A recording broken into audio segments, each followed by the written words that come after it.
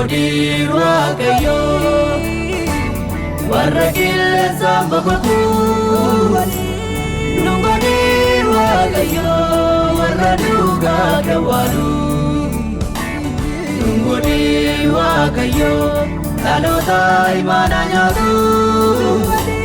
Nungodi Waaqayyo warra garaaf turaatu. Nungodi Waaqayyo dhaloota imaanaa nyaatu. Nungodi Waaqayyo warra garaaf turaatu.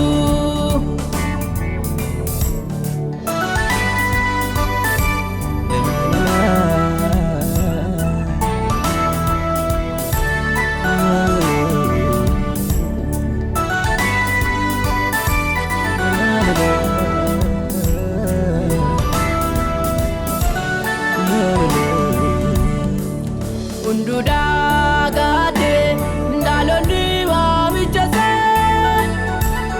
olide kone mekota dufatisa indebina garake ndebisi rugudisi Jesus kajelumati indebina garake ndebisi rugudisi Jesus kajelumati.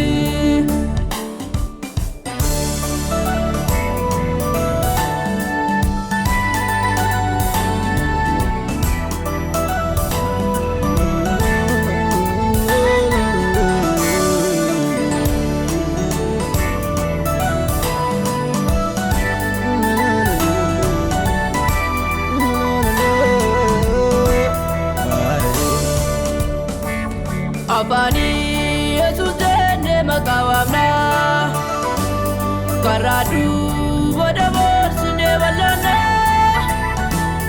enjra barane sagana megota dalota indebina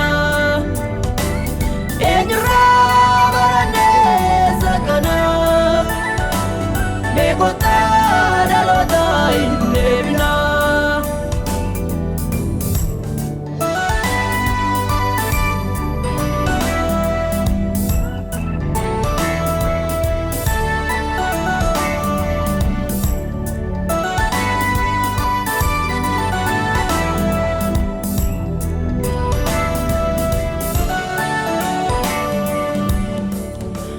Kotandina dabarsine wala chukone waftara barana gardenye kajelumba indebina indisna wanta biftu jala galgali kenya dumarati maltalata indebina indisna wanta biftu jala galgali kenya dumarati maltalata akopesina motumaza rubekanu nonetro kenya amanu bakada gota Yesus fayina gana dalota debinu akopesina motumaza rubekanu nonetro kenya